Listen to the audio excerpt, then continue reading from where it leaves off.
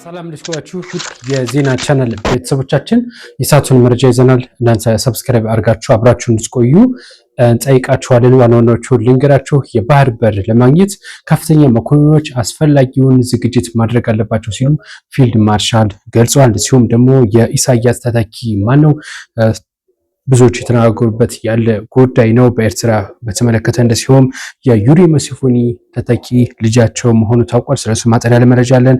ጌታቸው ረዳ ስለ ኢሳያስ ተተኪ ያሉት ነገር አለ፣ መረጃው አለ። እንደዚሁም ደግሞ ትግራይ ክልል ምንድነው የተፈጠረው በተለይ በመቀሌ ብዙዎች የተናገሩበት ጉዳይ አለ። መቀሌ ምንድነው የገባው? ይህም አንዱ መረጃችን ይሆናል ማለት ነው። በቀጣይነት የምንመለከተው ጉዳያችን ጋና እና ደቡብ አፍሪካ ከባድ ውዝግብ ውስጥ ገብተዋል የተባለው ስለሱ መረጃ አለን። እንደዚሁም በአማራ ክልል የፖሊስ አልባሳት ለውጥ ተደርጓል፣ ስለሱም መረጃው ይኖራል። እንደዚሁም ጀዋር መሐመድ ስለነ ጌታቸው ረዳና ጻድቃን ጀነራል ጻድቃን ያለው ነገር አለ። ይህም ጥብቅ ጉዳይ ነው። ሰፋ ያለ መረጃ የሚኖረን ነው። ምንም የሚሆነው ቪዲዮም ደርሶናል ማለት ነው። እንደዚሁም ደግሞ አንዱ ዓለም አራጌ ስለ ባለስልጣናት ያለው ነገር አለ፣ ስለሱ ቪዲዮ አለን ተሰሙታላችሁ። በቀጣይነት የምንመለከተው ጉዳያችን እንደዚሁም በቤተክርስቲያኗ ጳጳስ ታግዷል። ብፁዕ አቡነ ሩፋኤል በምን ምክንያት ታገዱ? እንደዚሁም IMF ለኢትዮጵያ ማስጠንቀቂያ አውጥቷል። ምንድነው ያለው ጉዳይ የምንመለከተው ነው የሚሆነው። እነዚህና በርካታ ጉዳዮችን ይዘናል። አብራችሁን ቆዩ። የመጀመሪያው መረጃችን የሚሆነው ፊልድ ማርሻል ብርሃኑ ጁላ ያሉት ነገር ነው። ይህ እንግዲህ የጀነራሉ መልእክት የተላለፈው የመኮንኖች ምረቃ እየተደረገ ነው የሚገኘው በአዲስ አበባ ማለት ነው። እናም ከሱ ከወታደራዊ ምረቃ ጋር በተገናኘ የመኮንኖች ማለት ነው በዛ ላይ መልእክት አስተላልፈዋል። ወታደራዊ መኮንኖች ዝግጅት ማድረግ አለባቸው። በኤርትራ ጋር ያለውን ግጭት አይቀሬ መሆኑን ይፋ አድርጓል። የወደቡ ጉዳይ የማይቀር ነው። ስለዚህ እነዚህ መኮንኖች አስፈላጊውን ዝግጅት አድርጋችሁ ጠብቁ ሲሉ ነው መልእክት ያስተላልፉ። የምንመለከተው ጉዳያችን ኢሳያስን የሚተካው ማን ነው?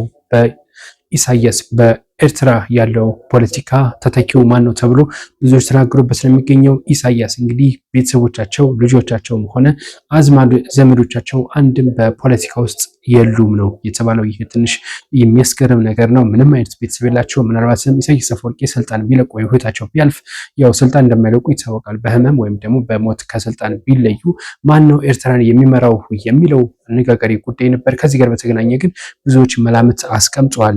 በተለይ ጌታቸው ረዳ ያለው ምንድነው በኤርትራ ውስጥ ተተኪ ፖለቲከኛ ምናልባትም የሚመረጠው በወታደራዊ ኃይሉና እንደዚሁም ደግሞ በደህንነት ተቋማት ነው እንጂ ኢሳያስ አፈወርቂ ያስቀመጠው ሰው ነበረ።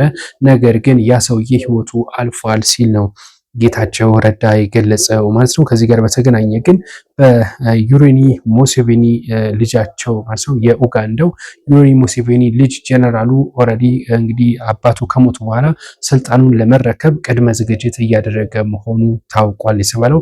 እናም እንግዲህ እንደዚህ ያለ እንቅስቃሴ ካለ ኤርትራንም ይመለከታል ተብሎ በርካቶች ሀሳብ እየሰጡ ነው የሚገኘው። በዚህ ጉዳይ የኤርትራን ተተኪ ልጃቸው ይሆናል ተብሎ ሀሳብ እየተሰጠ ባለበት ሰዓት ጌታቸው ረዳ ግን ልጃቸው ስልጣን እንደማይረከብ በእርግጠኝነት ተናግሮ ምናልባትም ስልጣን የሚያዘው ወይም ደግሞ ስልጣን እንዲረከብ የሚያደርገው ወታደራዊ ኃይሉና የደህንነት ተቋማት ናቸው ሲል ሀሳቡን ሰጥቷል። የዩሪ ሙሴቬኒ ልጅ ጀነራሉ ማለት ነው እንግዲህ የትዊተር ጀነራል እየተባሉ እንደሚጠሩም ይታወቃል። ባለፈውም የኢትዮጵያ መንግስት ከህወሓት ጋር ጦርነት ከገጠመ የዶክተር አብይን መንግስት ደግፊ እዋጋለሁ ብለው በትዊተር ላይ መጻፋቸው ይታወቃል። በርካታ ነገር ነው የሚጽፉት። በነገራችን ላይ እንግዲህ የምንመለከተው ጉዳይ ነው የኤርትራን ማን ነው የሚተካው የሚለው መስሎ።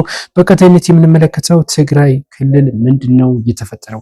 ብዙዎች የተናገሩበት ያለ ጉዳይ ነው። ይህ መረጃ በተለያዩ ሶሻል ሚዲያ አይታችሁት ይሆናል ብዬ አስባለሁ። በተለይ የትግራይ ክልል ታዋቂ ግለሰቦች እንደዚሁም ደግሞ ሞዴሎች እና አክቲቪስቶች ጭምር በትግራይ ያለውን እንቅስቃሴ እየተቃወሙት ነው የሚገኙት። ቪዲዮን ጋብዛችኋለሁ። በርካቶች እናቶች እና እንደዚሁም ደግሞ አባቶች ይህንን እየተቃወሙ ነው የሚገኙ። ልጆቻቸው ያለ ፍላጎት እየተወሰዱ ነው ወደ ወታደራዊ ስልጠና ማለት ነው።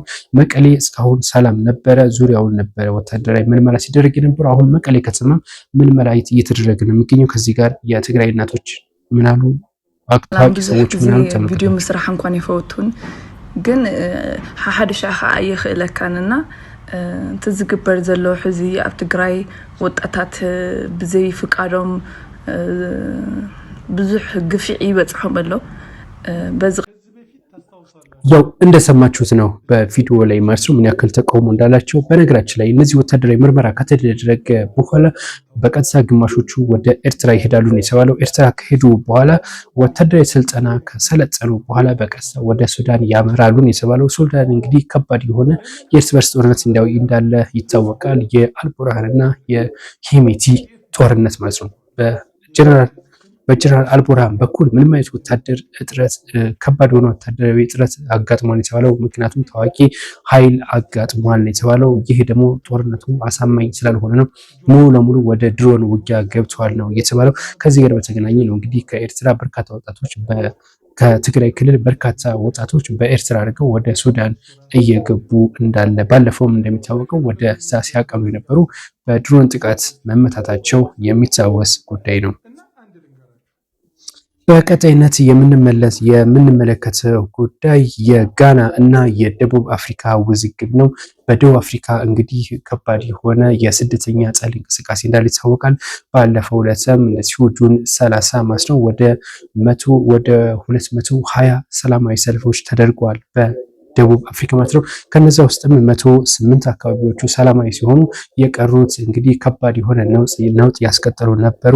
በዚህም አንድ ደቡብ አፍሪካዊ የደቡብ አፍሪካ ዜግነት ያለው ግለሰብ ማለት ነው ደቡብ አፍሪካዊ የሆነ የጋናን ዜጋ ያለው እንግዲህ ገድሏል ነው የተባለው። በዚህም እንግዲህ የጋና መንግስት ከባድ ተቃውሞ አውጥቷል ወይም ደግሞ ገልጿል ማለት ነው። መግለጫ ማውጥቷል።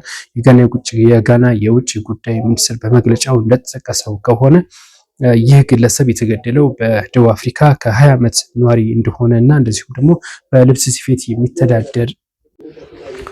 ስፌት የሚተዳደር እንደነበረ ነው የጋና መንግስት ያስታወቀው። እናም አስቸኳይ ግድያ የፈጸሙ አካላት ለህግ እንዲቀርቡም ጭምር የጋና መንግስት ይፋ አድርጓል። በሁለቱ አካላት መካከል ያለው ውጥረት ተባብሶ ቀጥሏል የተባለው የአማራ ክልል ፖሊስ ኮሚሽን ልብሱን መቀየሩን ይፋ አድርጓል። በክልሉ ለ3 ዓመታት የቆየው ጦርነት ይህንን እንዲቀይር እንዳስገደደውም ጭምር የተነገረው። ምክንያቱም የተለያዩ አካላት ይህንን ልብስ ለብሰውታል። እናም ለዛ ነው የአማራ ክልል ፖሊስ ዩኒፎርሙን የቀየረው ተብሏል። በዚህ ላይ መረጃው እስኪ ቪዲዮን ተከታትላችሁ ተመለሱ።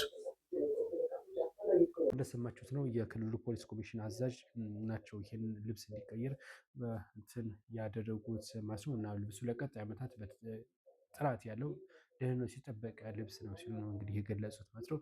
በቀጣይነት የምንመለከተው ጀዋር መሐመድን ይሆናል። በነጌታቸውና በነጻድቃን ላይ ከባድ የሆነ ትችት አቅርቧል። ጌታቸው ረዳና እንደዚሁም ደግሞ ጀነራል ጻድቃን ከኦህዴድ ወይም ደግሞ ከነሽመልስ በልጠው አብይን ወይም ብልጽግናን እየደገፉ ነው ሲል ገልጿል። ቪዲዮውን ተከታተሉ።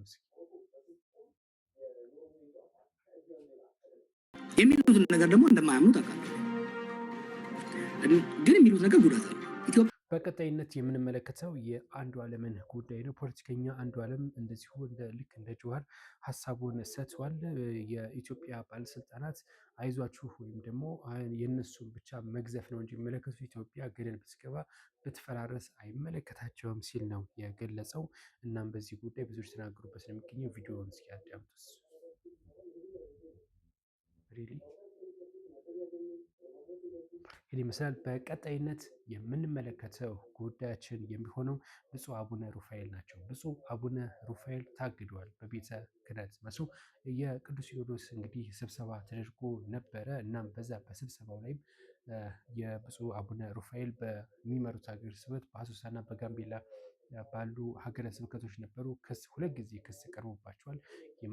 የማህበረሰቡ ወይም ደግሞ ምዕመናንና እንደዚሁ ደግሞ ካህናት ባቀረቡባቸው ክስ ምክንያት እንዲታገዱ ሲኖዶሱ ወስኗል የተባለው።